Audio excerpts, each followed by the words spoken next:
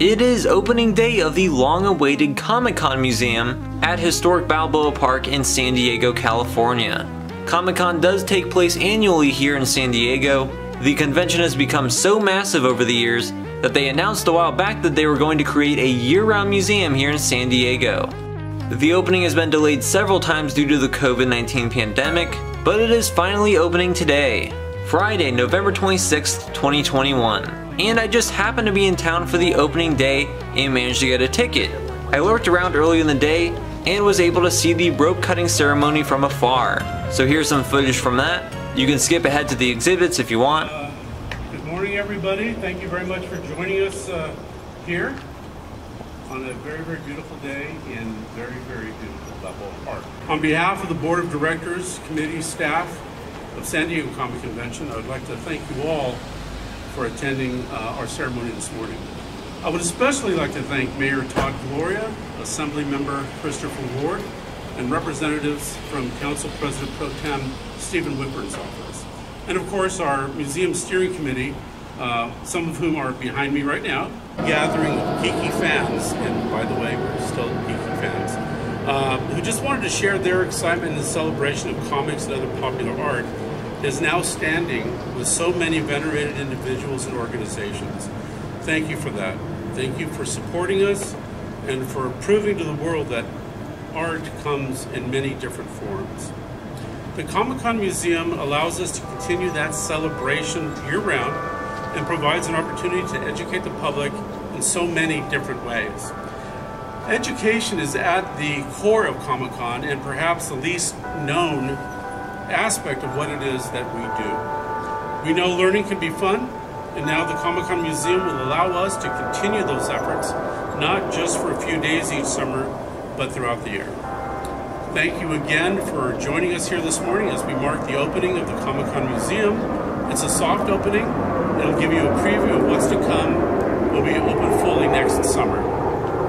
We hope, like our convention, it will become a destination attraction for people across the country, across the world, and fans of all different aspects.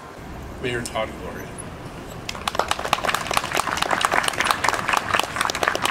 Thank you, David, and good morning, everybody. What a great day for this city.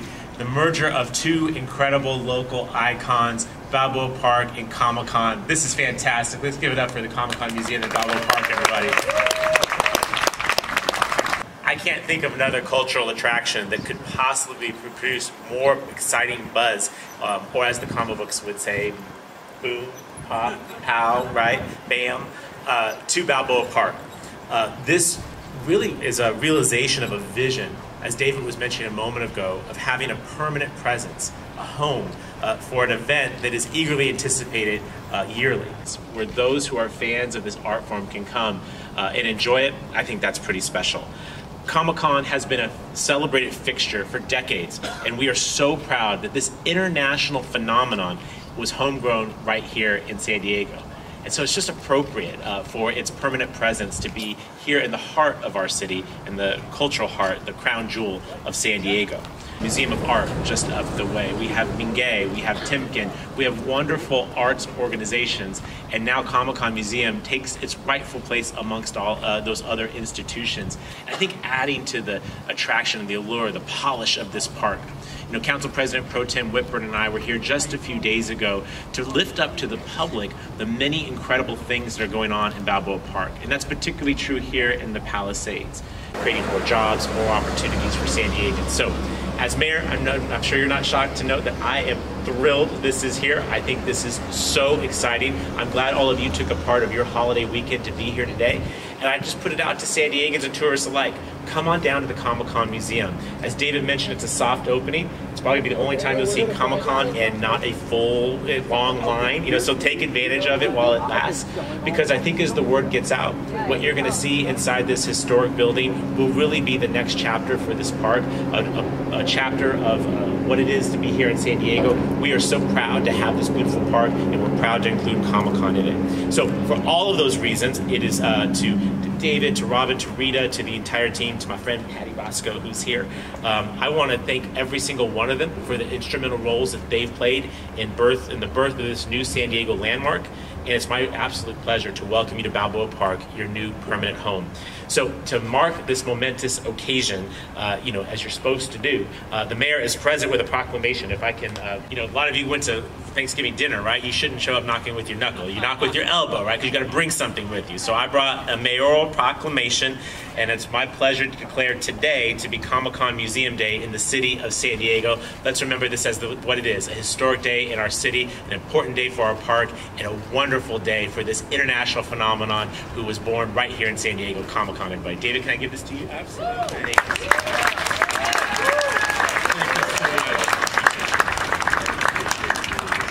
Of the popular arts, and as the former council member representing this area for Balboa Park and our surrounding communities, we can personally attest to the sense of electricity, community, vitality, and vibrancy that this institution will bring to our city. We are happy to be making these investments, and I know it's going to catalyze so much more. But now the world will, for long last, have a place to come together to celebrate their passions, not just for a few days, but year-round. Comic-Con Museum will be at home right here in Balboa Park, the crown jewel of San Diego, where residents and visitors from all over can enjoy an experience unlike any other. And another reason to be able to show off San Diego to my colleagues into the Assembly and continue to be able to argue and bring home some of those state dollar investments that we need here for Balboa Park. So in that capacity, I'm continuing to make sure that this park shines bright, that our region lives up to its legacy of it being a historical hub of creativity and an economic force for all of California. Congratulations on today's opening, and it's my pleasure now to introduce one of the amazing organizers of the institution, the co-chair of Comic-Con Museum Steering Committee, Ms. Patty Roscoe. So many of us, and we have seen it go from the marvelous Hall of Champions that it was, recreated now into the Comic-Con Museum. We thank Comic-Con for its vision, and we thank all the supporters and donors for their faith in this project.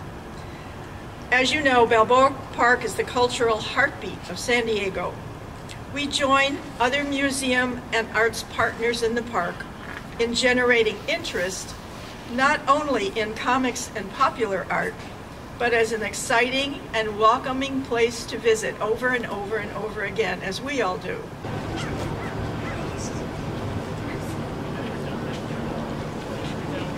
Countdown from 3, all right? 3, 2, 1. There, oh, my laser! We got it. There we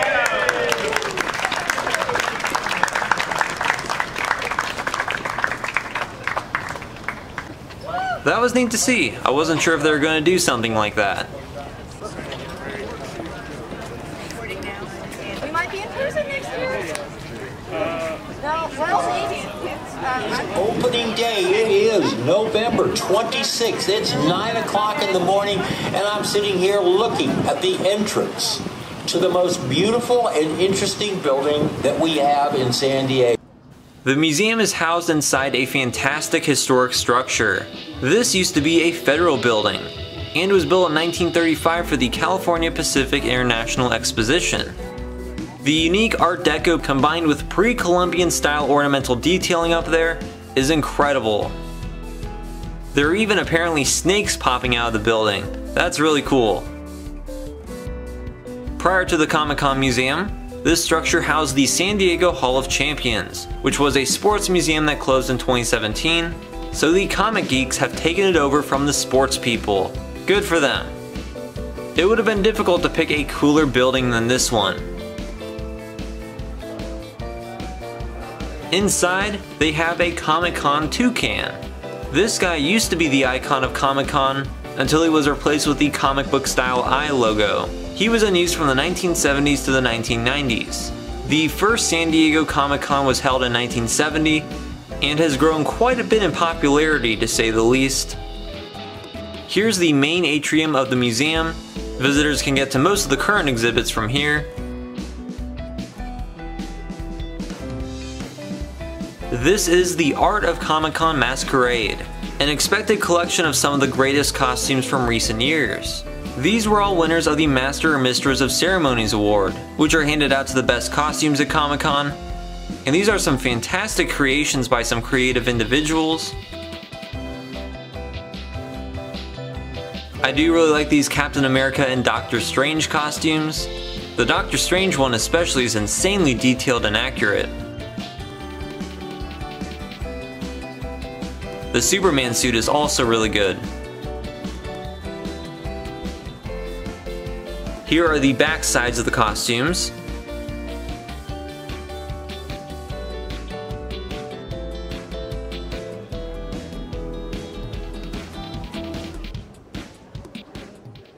Another competition panel they do at Comic-Con is the Cardboard Superheroes, where kids make their favorite characters and heroes out of cardboard.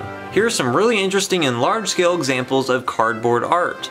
There's some cardboard masks, I can tell Star-Lords, and here's a full-size R2-D2 and C-3PO. This cardboard Groot is awesome. Groot is essentially a tree, so it's really interesting how they made cardboard roots on his body. That's honestly really well done. There's a cardboard Iron Man, certainly not made of the most durable material. There's also a Hulk hammer. And here is cardboard Baby Groot and Baby Yoda, two adorable alien cash grab creatures. There's Thor's Stormbreaker hammer and a giant but two-dimensional Hulkbuster armor set. There's even a cardboard Comic-Con museum logo. That is cardboard Black Manta, and like most of these, it was made by an 11-year-old. There's some Captain America shields made of cardboard, not vibranium, and a cardboard Wonder Woman suit. They've even got a cardboard Wall-E. Next up, there's an exhibit on Gene Roddenberry, the sci-fi visionary and creator of Star Trek. This exhibit has some Star Trek related costumes and props, along with actual artifacts of Gene Roddenberry. This is the actual pitch document for Star Trek from 1964, typed out and used by Gene Roddenberry when he was trying to pitch the show to different studios in Hollywood. He was turned down by almost every studio during that time, but eventually it worked out for him. Also, this document shows that the original captain's name was going to be Robert April, that would be changed to James Kirk, and the starship's name is going to be the USS Yorktown instead of the Enterprise. Here is Gorn from that iconic episode where Captain Kirk fights the Gorn. I believe this is just a recreation of the Gorn and its clothing and weapon, but it could be original. There isn't much in the way of placards in this exhibit, so I'm gonna have to guess some of these things. And here is a creepy costume of the Salt Vampire, which appeared in the very first episode of the original series. Again, I don't know if it's an authentic prop or not.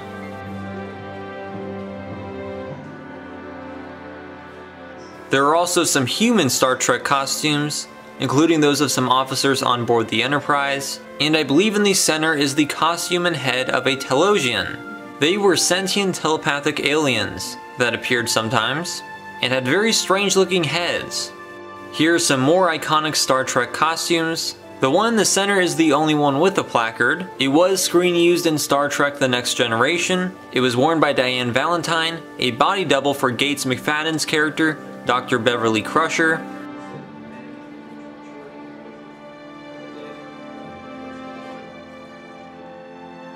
This is pretty cool. Gene Roddenberry's personal film projector. He would use this very projector to watch Star Trek episodes at home with his son, often on a white bathroom wall.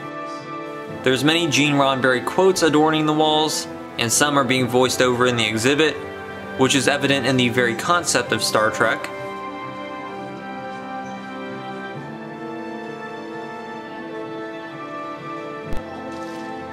That is Captain Kirk's chair from Star Trek the original series.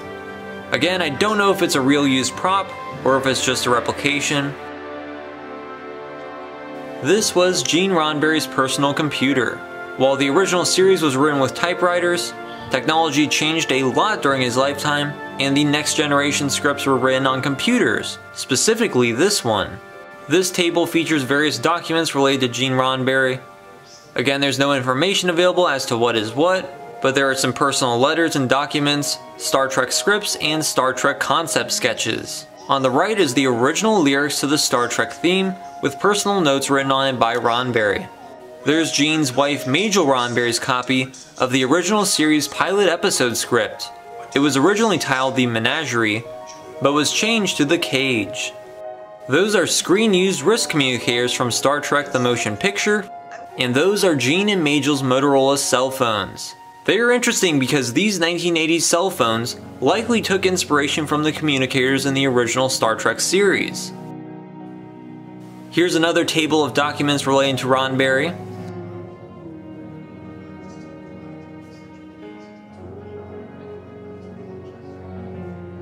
There's a letter from Cornell University and NASA, and that may be an animation cell or just a sketch of the Enterprise crew. There's a couple action figures of Gene Roddenberry, the prototype on the left, and the finished figures with Captain Kirk in the box. They are extremely rare and never hit the market. There's another, more modern Star Trek chair. And there's a giant Vulcan salute. This was a pretty interesting exhibit on an interesting figure. Science fiction taught me to live in the real. The next exhibit is on Archie Comics, an exhibit titled 8 Decades of Archie. The first Archie characters in comic books were created back in 1941, so it is one of the longest running comic book series and companies in the world. I don't really know anything about the Archie comics. I can't say I've ever read one, but they are clearly very important to the history of comic books, and it makes sense to have an exhibit on it here at the Comic-Con Museum. There are lots of vintage Archie comic books and original artwork throughout the exhibit. Most of these comics involve characters like Archie and their adventures in Riverdale, a typical teenage town. Here's a display on Josie and the Pussycats, about a female rock band. Those were originally issued back in the 60s. Many TV adaptations have been made on Archie Comics over the years. There are some animation cells. An expansive Archieverse has been created over the past 8 decades, so there are lots of characters and comic book series. I like this drawing based on pop art from the era. Also, there were Archie superheroes.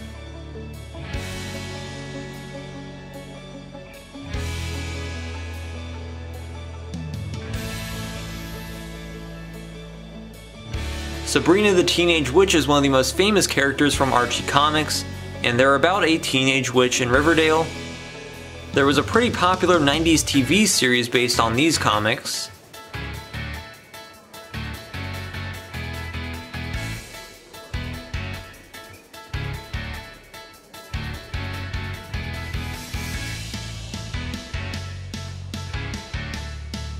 This old soda fountain area invokes the 1950s, when Archie comics were quite popular.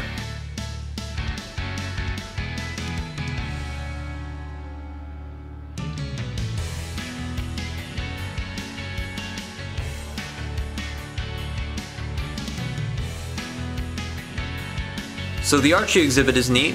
Those comics are considered integral to Comic-Con. This is the PacMan room. A really great themed exhibit with about all the PacMan arcade machines you could think of, and some PacMan artifacts. This is a vintage PacMan merchandise collection from around the time PacMan was released in 1980, and it became an instant sensation. They very quickly produced lunchboxes, cups, and even books.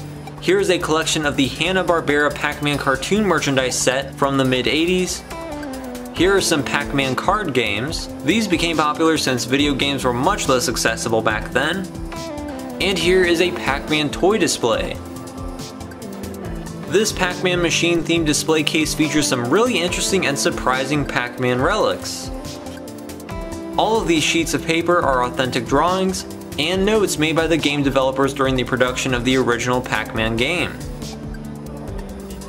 That is an early PacMan Game Over design, showing how Pac-Man would fold up and die when he touched a ghost. That is fascinating to see. On the left is an early maze design, which seems pretty accurate to the one they went with, and there's a design of the Game Over screen on the right. On the left is a speed setting chart for Pac-Man and the ghosts, and the paper on the right features some early character designs. I doubt they draw stuff out like this for modern video games, so this is really interesting to see. Very important pieces of video game history. They also have various Pac-Man machines open to play in here. This is the OG Pac-Man, and I'm gonna give it a try. I haven't played Pac-Man in many years, and it probably wasn't on a physical arcade machine, but I'm gonna give it a shot.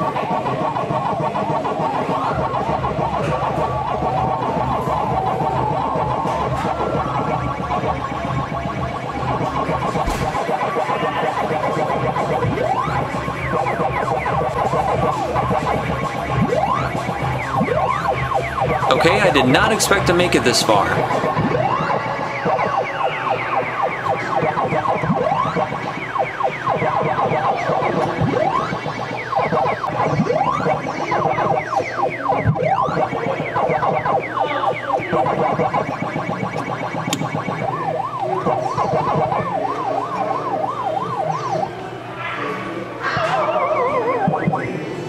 Dang it. Next to it is a Pac-Man pinball machine. That's cool.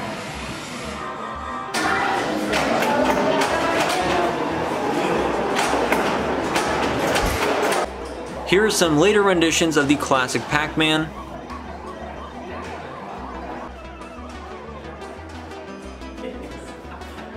There's Junior Pac-Man and Mrs. Pac-Man arcade machines. That's Pac-Man's Pixel Bash. And here's Pac-Mania, which was basically 3D Pac-Man.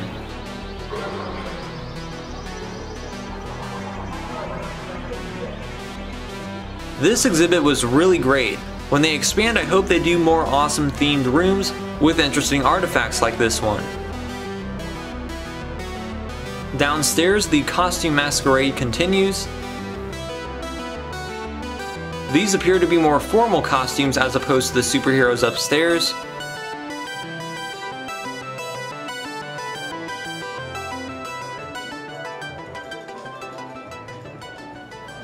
Alright, let's see what they have on the second floor. They have a special exhibit of the work of Charles Addams, an early comic cartoonist and creator of the Addams Family. These are authentic drawings and sketches by Addams, which are usually very humorous, as you'll see. This one is titled Alien Rushmore from 1969. I believe that is based on the old roadside hot dog hog stands. A couple of them still exist. I like that Maui head with some sunglasses. This is clever. It's called Famous Subjects, and it's a gathering of some of the most iconic subjects in art history. There's Addams' takes on the Pyramids of Giza and the Gargoyles of Notre Dame. I really like the humor in this one. I guess Noah forgot to bring the unicorns on the ark. This is the Halloween taxi, in which small monsters and ghouls exit a taxi. Like I mentioned, some of his recurring characters from the 1930s became the Addams Family.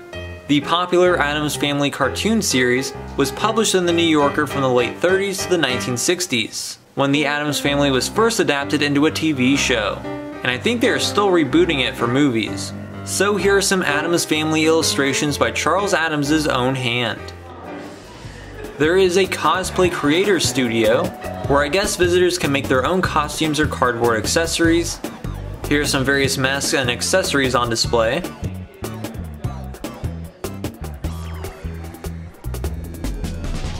Someone has been working on a cloth Iron Man suit.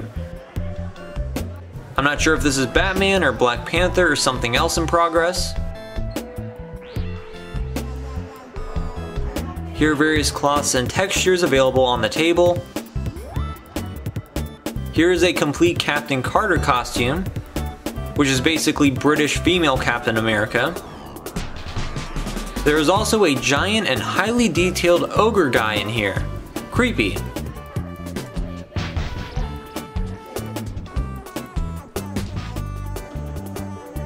There is also a small gallery called Out of the Darkness, Comic Art in the Times of COVID, which displays some comic art made by people in 2020 during the height of the COVID-19 pandemic and lockdowns. Those were uncertain times.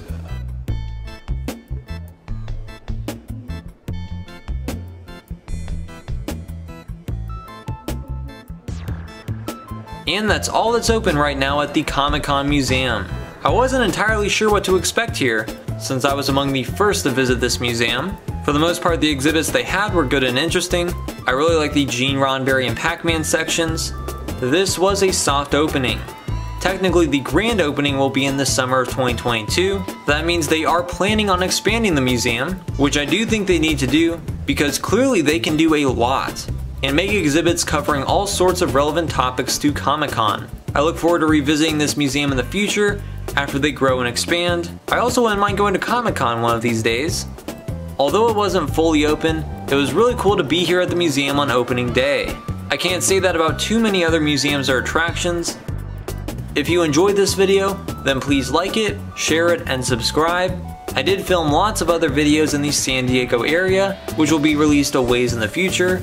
In the meantime, please stay tuned to the channel for regular travel videos, and check out my plethora of past videos on museums, roadside attractions, national parks, theme parks, and more from across the country. Thanks for watching.